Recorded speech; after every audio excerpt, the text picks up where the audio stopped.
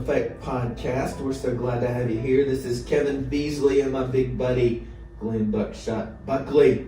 What's up, Glenn? How you doing? Man, I'm doing good. Trying to fight this all this pollen in the air. Man. I know. I'm sure you can hear it in my voice. Hopefully I'll make it through the episode. So, hey man, this is episode 21. 21. We're over 20, so that's pretty cool. Have you recovered yet from the big 14-mile hike on the Fiery Gizzard from a few weeks ago? I have, except for I think I have maybe a stress fracture in my foot. I really do. Yeah. So, and I'm just not gonna go to the doctor. That's why I'm wearing flip flops in 45 degree weather. That's funny. You know, I sent you guys a picture of everybody that were on a text thread, and I sent y'all a picture on April Fool's Day of my purple toenail, and you accused me of April fooling you, and you said that's obviously a woman's foot. So thanks so much for that, Buckley. Telling me my foot looks like a woman's foot. So well, it was April Fool's Day, and I know. And you had already got me that morning. I did you that morning before. Yeah. Thought you did. I texted Kevin right when I woke up, and I said, "Dude, you're not going to believe this, but we had 1.2 million downloads last night." Yeah, right. I believed it for about 4 seconds. I almost went to Buzzsprout to see the download count, and then I realized it was April Fool's. So. Well, cool, man. Well, I'll let you introduce our guest today. We can get rolling. Yeah, so we are here with Miss Kelly Mitchell. Kelly and I have known each other for about 12 years now. Kelly and I actually met under some pretty traumatic, bad circumstances. I was working at the police department back then, and I was working in violent crimes, and which meant working homicides. And Miss Kelly's husband was the victim of a robbery, and so unfortunately that's how we met, in a very unfortunate situation. But we pretty much became family from that point forward. Was that here in Jackson? Was here in Jackson, yeah. Miss Kelly's got 7 sons. Wow, 7 sons, no daughters, huh? That is fascinating. Wow. Yeah, and so just kind of tell us about your family, your kids. Well, I have 7 sons, and the youngest just turned 18 and graduated from high school, so I'm officially free of parental responsibility, legally anyway. I'm still bank a mom for some of them. Yeah. But they're all doing well. 2 live out of state, and the rest live here. And I'm glad for modern technology. We can keep up with each other. Yeah. Do you have grandkids? Yes, I have 11 grandchildren. Cool. Wow, That's I didn't crazy. know. I didn't realize that. Yeah, I a friend of mine. You said I'm done parenting now. A friend of mine, he was hiking the Appalachian Trail with his daughter, who's grown, and his daughter's doing the whole thing. Mm. He's like, man, I'm going to do the first week with her and her friend, just to make sure they know what they're doing and everything. And he said my daughter came up to me and he said, she told him, "Dad, you're so cool out here. Like you're just so different." He's like, "You're an adult. I don't have to parent you anymore, so I can be the cool dad, because I'm not having to, chastise you and everything." So it was really cool. It was like kind of like a realization for him also, that it's kind of cool. But we're actually going to talk to him on a future podcast, Eric Bausch. But so Miss Kelly, tell us. I know this is a very long story and a very interesting story, but tell us how you and Troy met. Cause I met Troy right before I started 9th grade. I went to church and someone said, "There's a new kid here from Australia. You need to listen to him talk." I was an Air Force brat, as was he, and we met up in Grand Forks, North Dakota, where both our dads were stationed. And I walked into church and there he was, and he did sound like Crocodile Dundee, and his accent lasted for quite a while before it faded away. And so that was the very first time I met him. And then we started high school together that fall. So, and we shared several classes. And of course, when you're military, your church family is a huge thing because you can't go home for holidays. And most of the time you spend your holidays with your church family. Wow. So many holidays with his family. Wow, that's great. I can almost hear him saying, "That's not a knife. This is a knife." Yeah, he did like his knife. That's And guns. Yeah, and he actually joined the Marines before you guys got married, right? And then he came back. Yes, right after high school, he joined the Marines, and I moved from Grand Forks down here to Jackson to go to Union University for nursing school.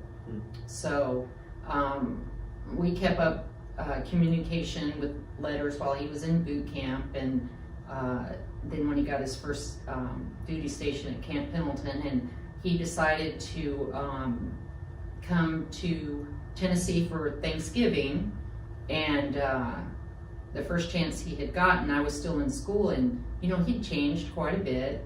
The hair was short instead of feathered back and long, and contacts instead of glasses, and the braces were gone off his teeth. And he had grown about 4 inches taller and gained about 50 pounds. And I thought, oh no, wow. He had asked me out before, and I just kind of blew him off. But now I was like, I'll go out with you now. That's great. A little shallow there.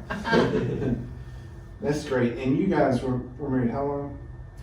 We were married just a few weeks shy of 25 years. Okay, wow. That's an amazing accomplishment nowadays, for real. Now, I know this is a hard subject to talk about, but it also in a way honors Troy in his memory. But you know, I'll never forget when that happened, and it was such a different case for me than any other that I'd worked, and I think part of it was because of Troy and who he was and the things he had accomplished in his life. I was in the military, he was in the military, so even though I never met Troy, there's that instant brotherhood, you know, whether I'd met you before or not. And, you know, Kevin, I know you talk a lot about this. And then of course meeting your family, and just immediately, you know, fell in love with you guys. And How old was your oldest boy when he passed away?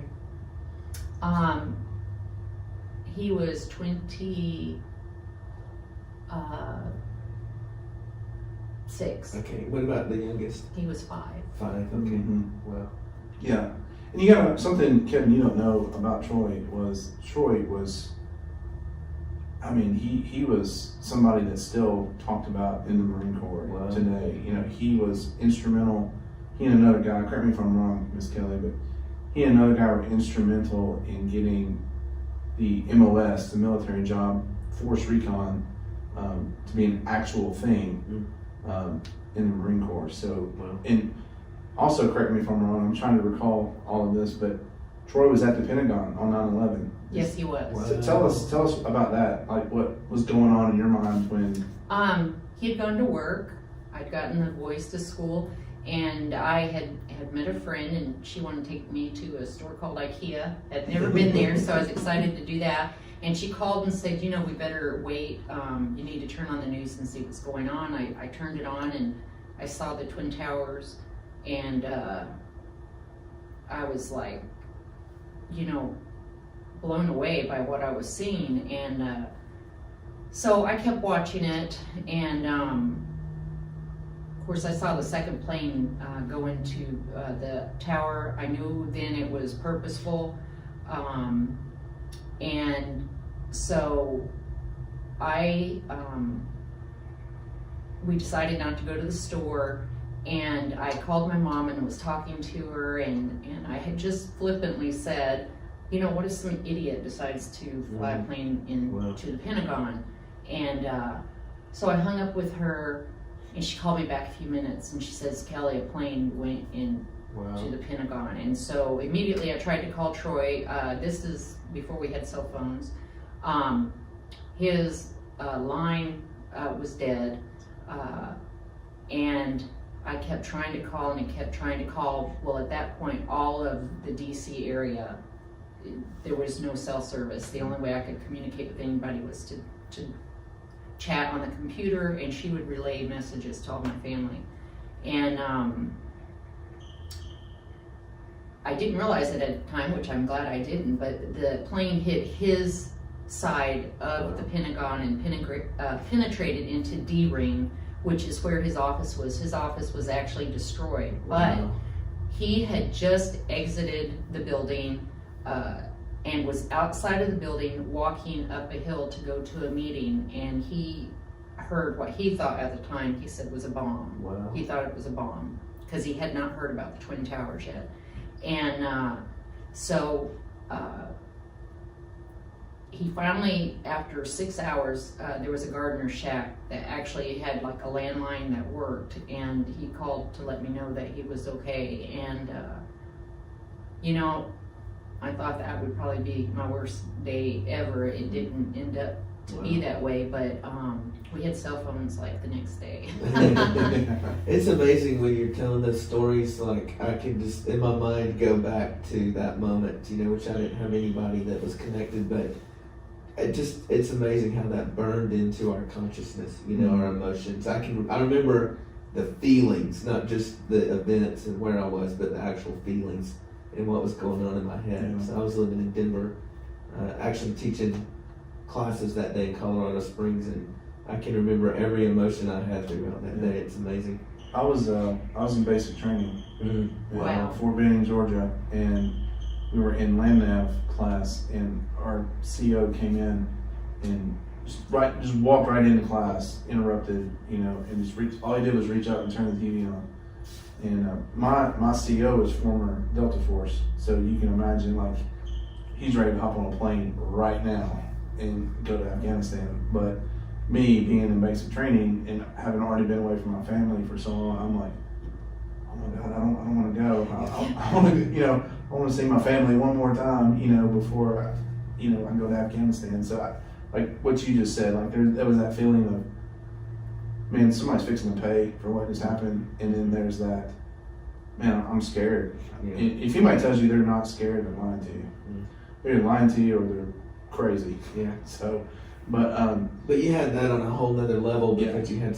Yeah, we had lived in Virginia only 2 months when that happened, and I had a newborn baby, and number 6, and you know, I was so happy he had gotten what I considered a desk job. Yeah. You know, he had been through so much, Desert Storm, and he had been in Bosnia. He'd done a lot of things that he hadn't even shared with me, missions and such, and so I thought he would be pretty safe there. So yeah, that's something that we who live here in the homeland can't comprehend. What people on the other side of the world, they live in this fear daily, right? Yeah. But for us, it was such a breach of a sense of security. You know, it was just a critical point in the history of our country, I think. Yeah.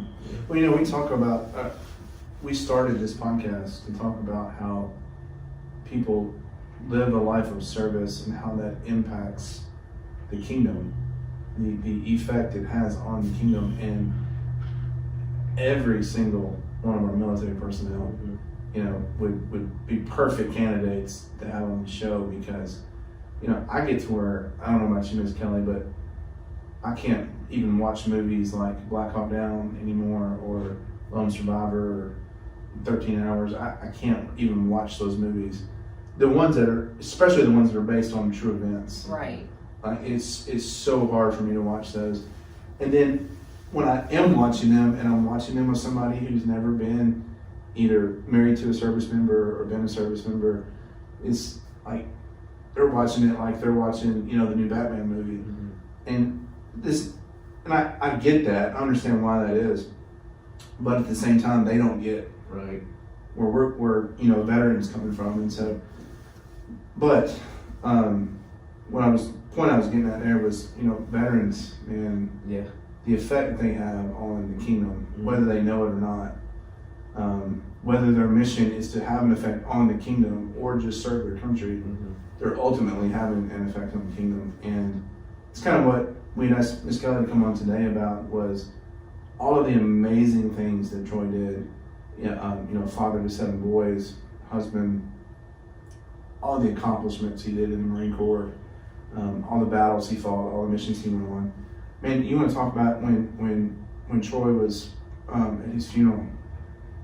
This main thoroughfare that you drove up to get here was shut down. Wow. I mean, the whole city basically shut down for Troy's procession, and the biggest American flags you could ever see hanging from the Interstate Bridge. Wow.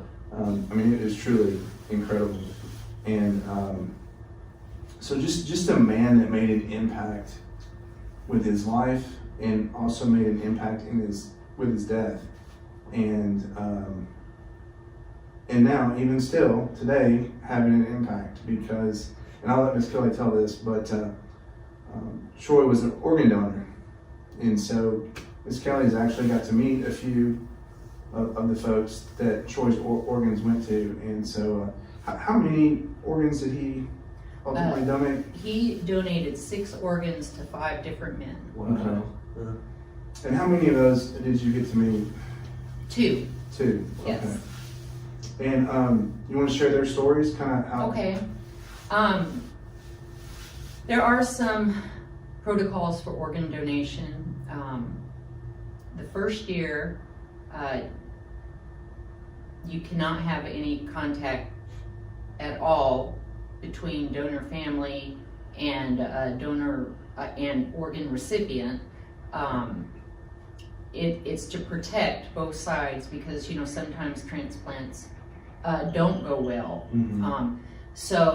But after a year, you can write a letter. Now, they won't tell you who it is. You can send it into the donation headquarters, and they will mark out anything that might give you away and then send it on.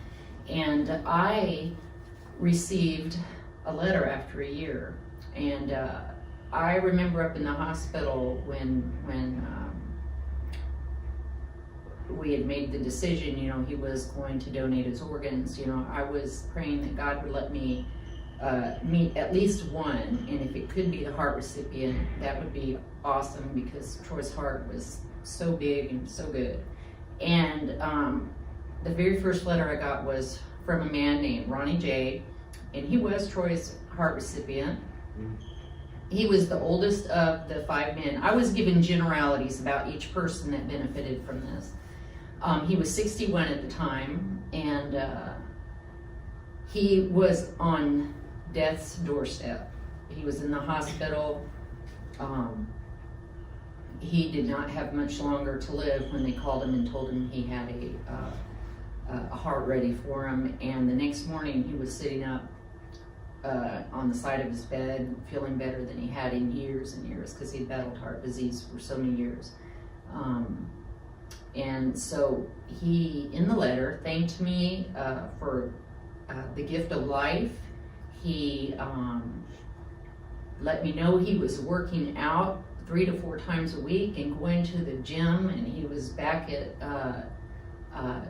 work part-time, and he lived in the Nashville area, and he is singer-songwriter, and he shared with me some music of his. He had sent me a CD. He had written a song called "I've Had a Change of Heart," and it was of his whole a physical heart and spiritual heart. And so at one point we decided to meet. We went up to spend the night in the area, and I got to meet him for the first time, and it was hugs all around, even though it did feel kind of strange. We went to his church the next morning and had a wonderful service, and afterwards a meal. And my mother-in-law also flew in for this, Troy's mama.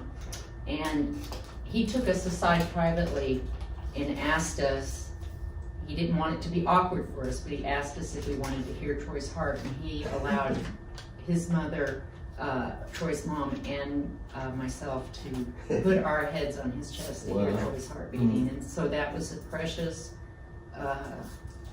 precious gift to us. So we've kept up with each other through the years. After I went to his church, he came to visit us for a weekend and went to church with me. And what was really strange, it was on the anniversary of Troy passing away, and I felt like, gosh, he's come home. You know, he was in my home.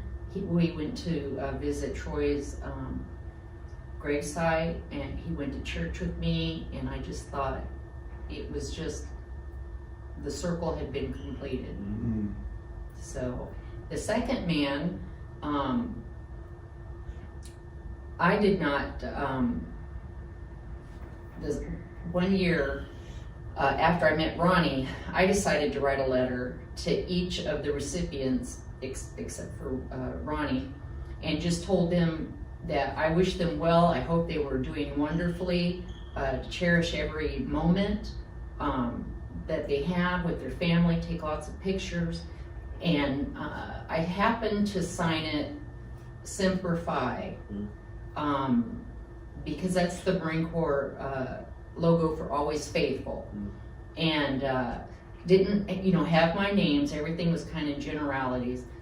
And one day I had a ping on my computer, and it was a man said, I think I might be one of your husband's recipients. I said, what makes you think that? He goes, well, we got this letter, from the wife, and she signed it Semper Fi, and I thought, that's not English. So I looked it up, and there had been a special made about Troy's organ donation called Semper Fi, More Than a Motto, and it led him to that on the internet, and he watched it, and all the dates lined up perfect. And so I had indeed met up with, at least by Facebook, with Troy's kidney and pancreas recipient. He got both. He went into surgery as a diabetic, and he came out as not a diabetic. Wow, that's amazing. So, and that was, Troy would find it funny, but he donated his organs on Halloween, October 31st. He said that Thanksgiving he ate everything. Oh wow, yeah. So he didn't have to be careful. Man, that's amazing. If I can just take you back in your mind to in the hospital making the decision to donate or not donate, what was going through your head, and what ultimately led you to the decision to donate? Well, before that had ever happened, Troy and I had discussed years and years ago.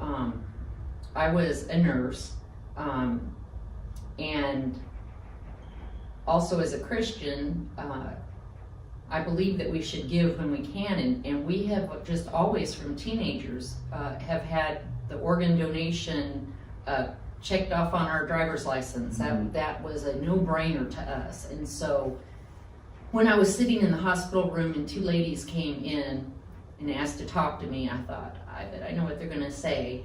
And sure enough, they were from the organ donation team, and they said, Troy had on his driver's license. I said, yes, I know, and yes, we're behind that. And so right then and there, they started everything they needed to do, because I know Troy, he would have been mad if I didn't do it, but that was his last act of giving that he could do on this earth. And I know he'd want to do it, and I was just thinking about the people on the other end. Of course, I would have preferred that Troy could have stayed with me, but that was not God's plan, and so I would have liked things to have been part of God's plan for the people on the receiving end.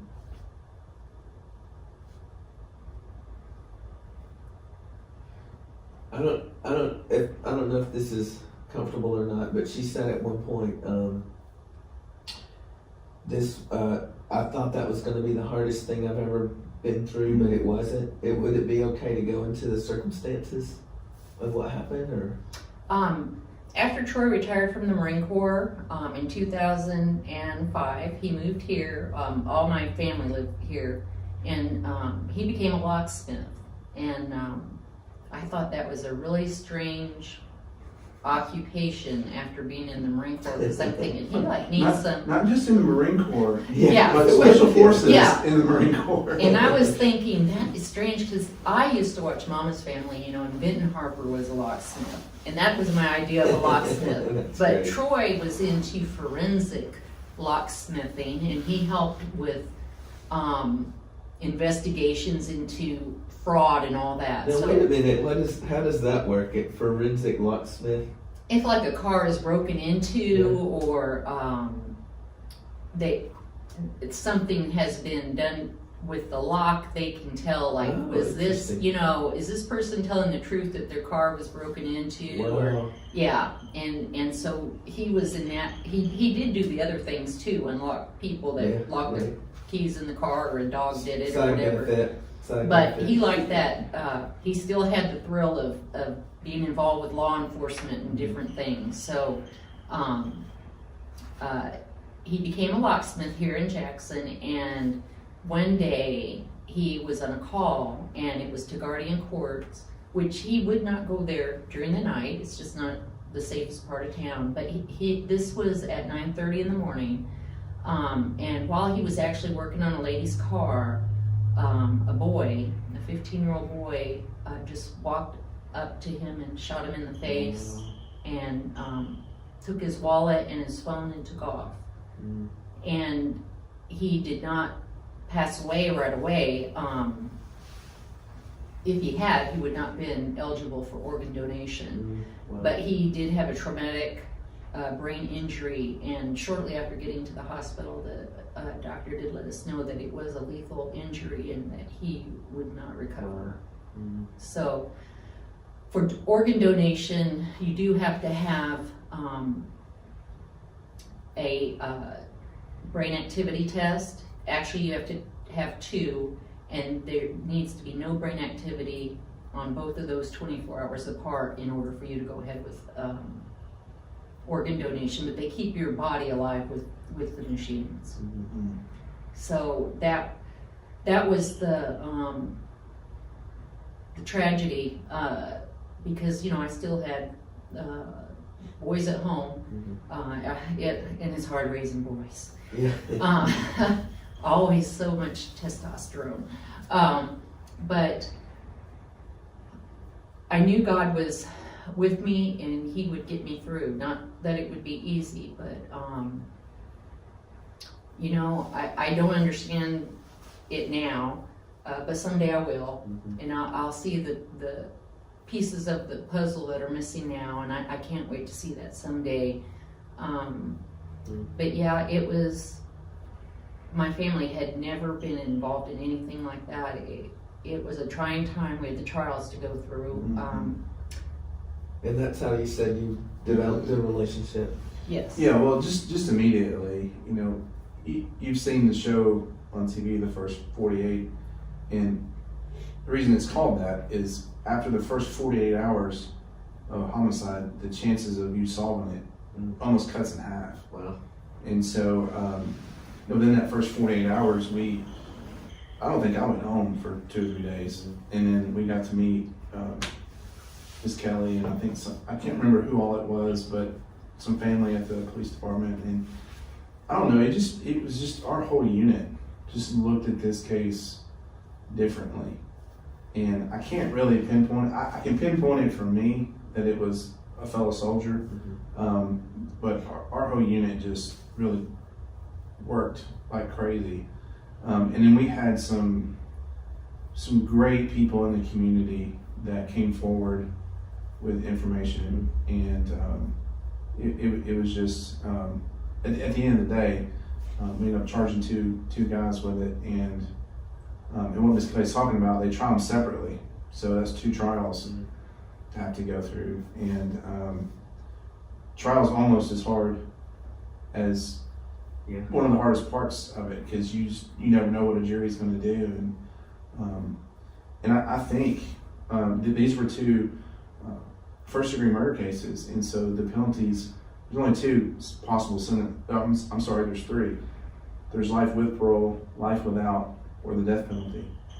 And once you're sentenced and you're found, once you're convicted and found guilty, then there's a whole nother hearing, almost another little trial to determine your sentencing. And correct me if I'm wrong, but the prosecutors came to Miss Kelly and the family and said, "Do you guys want to go for the death penalty?" And you guys told them no. Is that right? Well, I'm going to be honest with you. At the time, our family was really upset, but what it is neither one of them, they informed us, was eligible for the death penalty because the actual shooter was only 15. Only 15. So he wasn't eligible, and the one that supplied the gun was not the shooter, so he was not eligible. But they both ended up with life, which is in Tennessee 60 years. You can get a little bit of time for good behavior, but the least amount they have to serve before they could ever walk out is 51 years. Right. Yeah, that's the same story we heard with Centoya a couple of weeks ago. So my family, we felt like we got the earthly justice that we wanted. Did they try him as a minor or? No, No. tried him as an adult. Yeah. Yeah. But if you're a minor being tried as an adult, you're not eligible for the death penalty. Right. Interesting. My 14-year-old is preparing to present a bill to this mock Congress in a couple weeks about how they handle minors in the justice system. So we've been learning about that. It's fascinating. Yeah. But it's quite the experience, and it's this is one of those cases that we really, we always get to see it start to finish, I guess, from the incident happening to the arrest to the trial, because we have to be involved in all of those. But this is one of those cases where here we are 12 years later, and I'm still a part of It's amazing. Miss Kelly's life and the Mitchell family. I was in Dallas, Texas, and some of Kelly's family and Troy's family live in Texas. Well, I'm posting on Facebook or Instagram or something that I'm in Texas. They drove like 2 hours to meet me for dinner in Texas. So it's just that I can tell you the impact Troy's life has had on me, and I didn't even know Troy. Yeah. So you can imagine the impact he had on people that knew him. Yeah. And that were touched. Yeah. It's amazing whenever there's some kind of tragic thing like that. Sometimes it's by choice and sometimes it's some other thing that compels us, but just to give it to the Lord, He'll always somehow circle around and redeem it, right? He will. I had gone to talk to a counselor at Union shortly after it happened, and she told me, she goes, "You're not going to believe me right now, but it will get better. It won't always be this horrible." And I didn't believe her. She was right about that.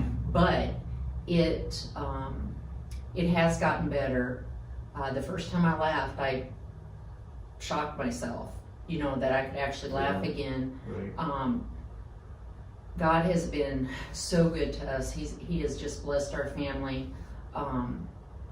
3 years after Troy died, our 11-year-old son was diagnosed with brain cancer. Wow. And, I thought my faith had just grown so strong during those 3 years after Troy. And I was kind of just knocked down again. And, I just asked the Lord, please let me keep him.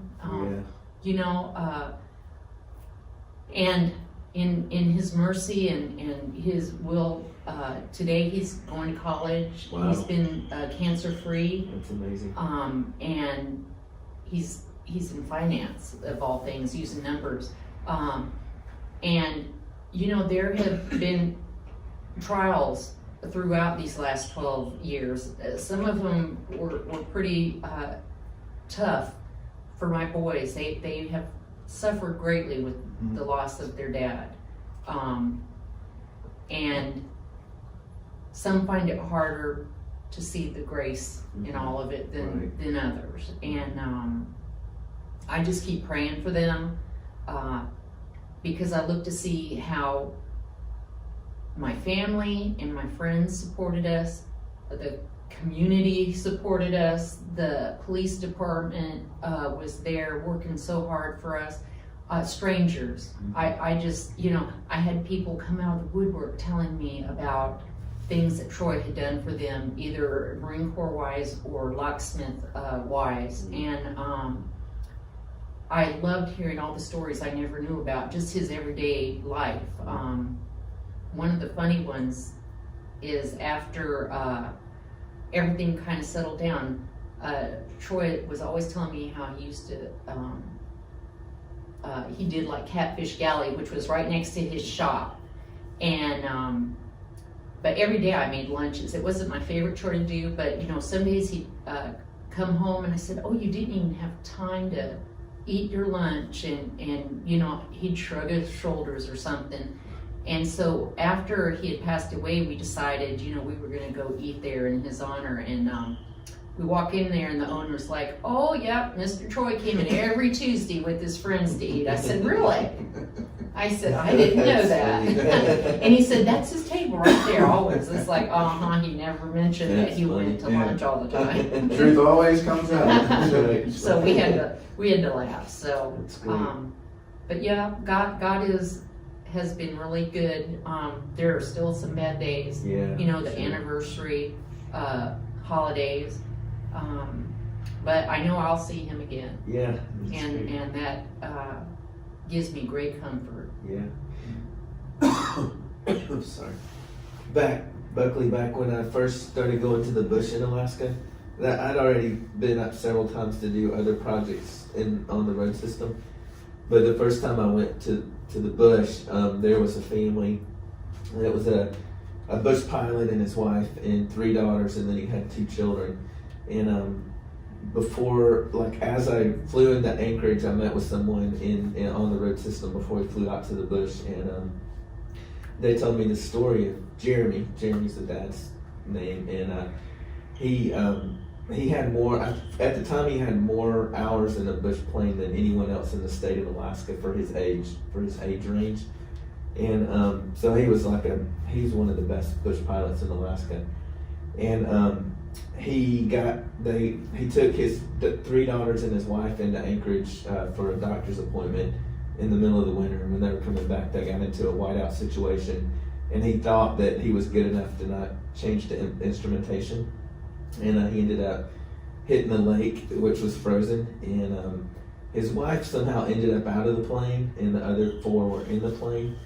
And to this day, no one can figure out how she ended up out of the plane, but the plane came to a stop, so everything looked like it was going to be fine, but then it fell through the ice with the 3 girls and Jeremy. And the 2 girls in the back seat, 1 girl in the front seat, she was strapped in. And I think somehow they measured it, and he was 30 feet below the water before he had to make a decision to let his girls go, or to try to get back to the surface of the water. And he said when he did, as he was trying to cut her seatbelt, he had a vision of his boys calling and saying, "We need you, come back." And so he ended up back on the surface of the water. But but it was he and his wife just standing on the side of that broken ice, looking at a hole, where their 3 girls are going. And oh shoot, I forgot I'll edit all this out. Forgot my point. We were just talking about. What were we just talking about right before that?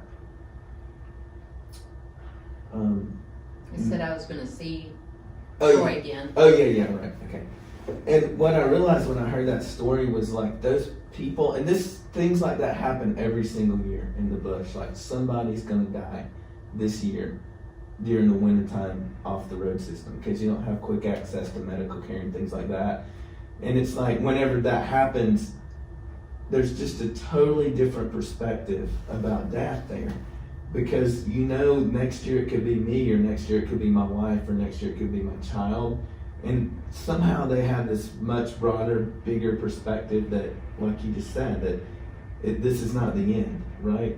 And like that's I think part of the way that we deal with tragedy in our life is really believing into the core of who we are, what we say we believe. Because we all say, if you're a believer, if you've got Jesus living in your life, you believe that there's going to be another side. But those times when you go like what you went through and what Jeremy went through, it really forces you to wrestle with whether you really believe it or not, right? Yeah. But it's the one thing, if we can pull back to the 30,000 feet level or whatever, a million feet level, and know that this time that we're living here, this 80, 90, 50, 40 years that we have here on earth is like a tiny, tiny speck on the timeline of eternity. Yeah. And this little tiny speck on the timeline of eternity is so insignificant compared to what eternity is really all about. And that, I know my dad was killed tragically in a car accident in 2007, and I didn't handle it well. Like I really kind of went to the pit. But when I did pull out of that pit, it was what you just said, is knowing that if I really believe what I say I believe, then this is like, I'm super thrilled that he's with Jesus today, right? Right, but it takes you a while to Yeah. get to that point, Right, because there is a time to mourn. Right, yeah. And, we've certainly had our share of that, and it's a journey. Mhm. Our life has changed forever. Yeah. The whole dynamic. And, but God did make life good again. Mhm. We've, added grandkids and such, Yeah, that's though I awesome. still, it's still in the back of your mind. Yeah, Troy that was would have the- been a great, Yeah. pops. The hardest thing about my dad's death is I had 2 children when he passed away, and we have 5 now. And I'm like, there's 60% of our children didn't get a chance to know him. Right. That's hard. Yeah. But even they, if they choose to accept Christ and, receive that redemption, even they'll get to see him someday. Man, what a reunion, huh? Yeah. It's awesome to think about it that way. Yeah, it is. And I think, I don't know if it's, people, I think you asked me on one of the podcasts when we were talking about kicking in doors with guns and things like that, and how do you mentally do that? And I don't know if it's because of all the training or faith, like we were just talking about, or a combination of both. I think for me, I think most military and law enforcement people, we get to the point where you kind of have a peace about it. If something happens to me, then I've got that peace of knowing where I'm going to go. Does that mean you welcome it? Absolutely not. But you just have that peace about it, where some of that fear goes away. Yeah. Mm-hmm. Yeah. Amazing. But I'm gonna tell a cool story. You guys listening and Kevin both hear me talk about Eric all the time. But Eric has a son whose name is Moses, and he is in the Marine Corps as of recent, and is going through the Force Recon training. It's a lengthy thing. And so Eric was telling me all these stories about what Moses is going through, and I said, man, we've got to let him meet Miss Kelly. Oh yeah, that's cool. And so when Moses was home for Christmas, home on leave, Eric and his wife and Moses and myself, we all went to Miss Kelly's house. And so Miss Kelly's getting to tell Moses about Troy and how this MOS, this job that he's in, how Troy's name is all over it. And I remember they were looking through scrapbooks, and there was I believe it was a guest list for a retirement party. Yes.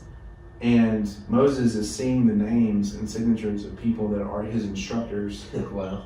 And then to kind of sum it all up, Miss Kelly and myself got a picture from Moses. A few weeks later, he's at Camp Pendleton, and there's I'll let you explain what it is and the significance of it. But there's a memorial basically for Troy at Camp Pendleton. The headquarters for the Marine Corps. Yeah, whenever you leave a duty station, you're presented with a paddle, like a boat oar, that's been decorated with the things you've earned while you've been there, and that's what this memorial to Troy is a paddle, and it lists all his accolades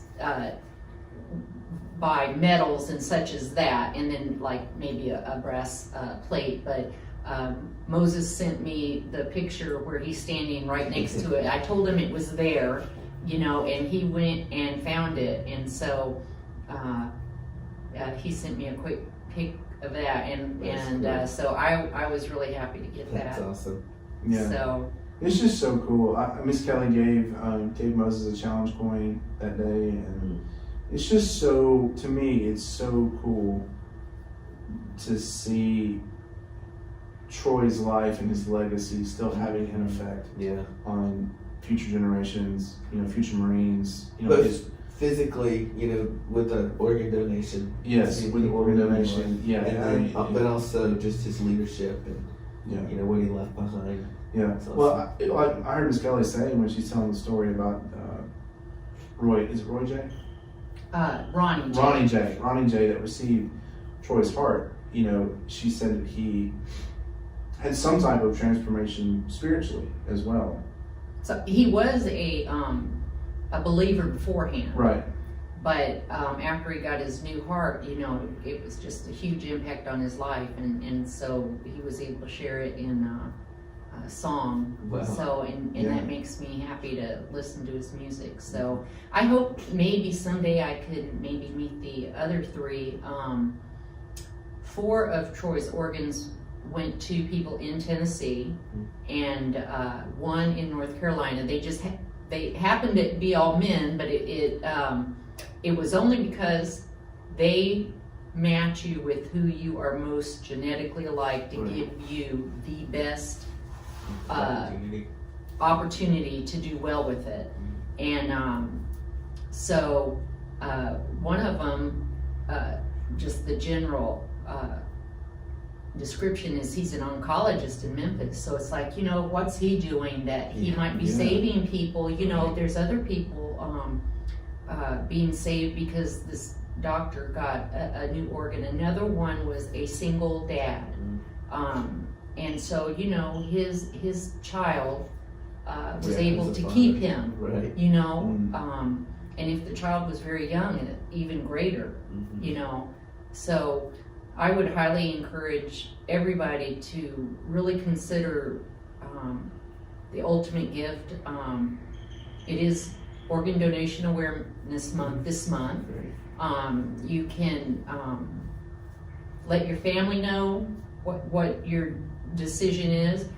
You can have it put on your driver's license so that people will know. But it really is a gift of love. And my feeling is I'm not going to need it anymore because I'll be whole and perfected in heaven and let somebody else have a little bit more time here on earth to enjoy their family and friends and for their family to enjoy them, more opportunities. It's amazing how intertwined together we are. There's whatever 7 or 8 billion people in the world, but like my life today would be totally different had my grandparents or great-grandparents or great-great-grandparents made a little different decision, Right. And it's an opportunity for you to make a small decision that can make like massive impact, not just on the person that has a life, but their children and their grandchildren and their great-grandchildren. Yeah, I mean, if you think about it, like she's talking about the oncologist. How many lives has he saved? Right. He saves a patient's life because Troy saved his, and then that patient affects another person's life, and it just keeps pyramiding out. Yeah.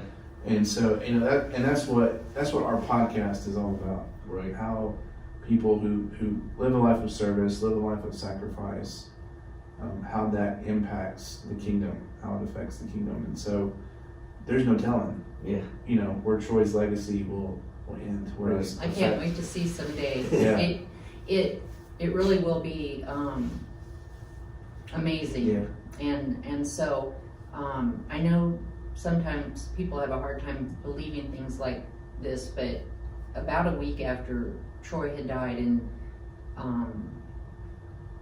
family had gone home, I woke up one morning and the sun was coming through my window, and I really felt like the sun was mocking me. It's like, it's another day, and I felt like I weighed 1,000 pounds in that bed. I was just despondent and feeling in despair, and I know God allowed this thing that transpired to transpire for my comfort and peace, but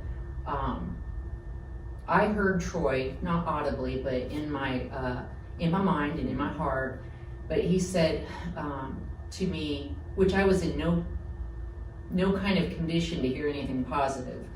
It wasn't just me wishful thinking, but he said, when you have full knowledge of why all of this happened, you will be amazed. Wow. Yeah. And I was thinking, wow, what is there to see, and that did give me great comfort, because while I can't understand the story, there's something much, much bigger than my human mind can even comprehend.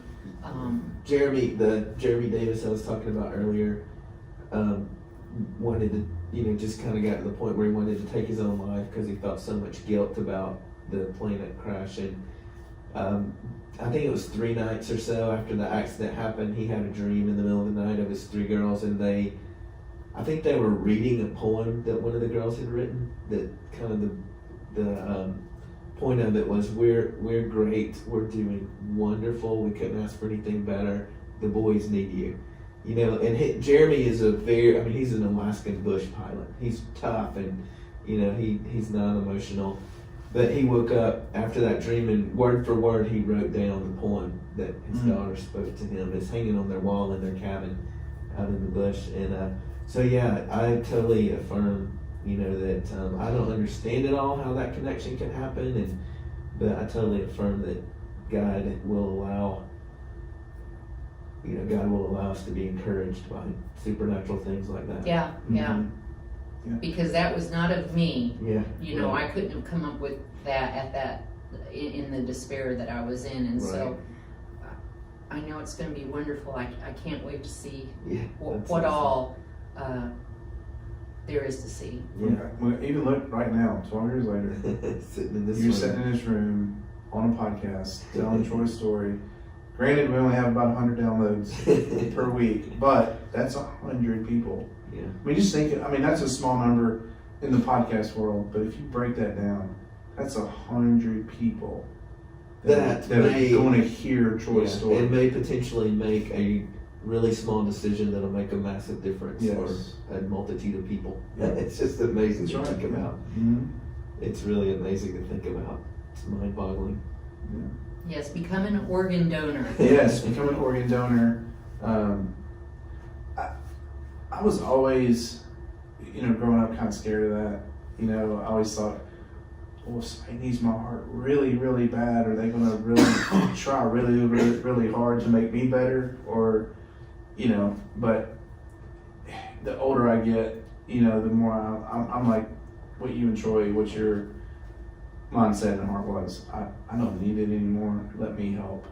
And there are so many protocols that have to be followed that is not a concern that we think of maybe when we were kids, but no, they absolutely have to meet certain criteria or it is a no-go. Even though Troy had expressed that he wanted to be an organ donor on his driver's license, if I would have said no, they could not have done it. And so that's why you need to let your family know, this is what I want to do. And you can really make such a big impact. And I feel wonderful. It gave me a lot of comfort knowing that Troy just kept on giving. He gave his last measure in this earthly life, Yeah. and for good, You know what's cool about Troy is if Troy was sitting in that chair right now and I said, "Hey Troy, I need a pancreas," he'd be like, "Here you go." You know, like that was just the kind of man he was. That's cool. Yeah. Awesome. Well, Miss Kelly, thank you so Thank much you for for being having me. here. Yeah, always good to talk to you. It's always hard to talk to you. I fight back, tears myself, but thanks so much. I know, Troy. It means a lot to Troy. It means a lot to your family to keep his memory going and talked about. So we really appreciate it. Well, thank you very much.